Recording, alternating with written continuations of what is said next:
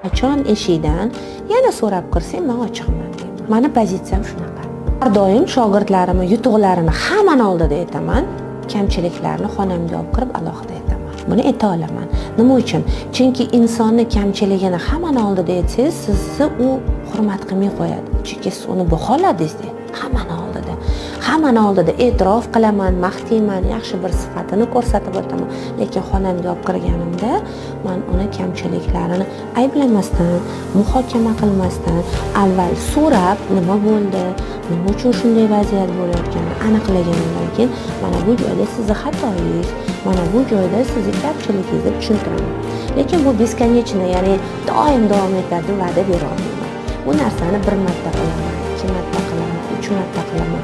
Lekin shu narsada agar o'zgarish bo'lmasa, men mutlaqo boshqa, mutlaqo tinch qo'yaman. So'ramay ham qo'yaman.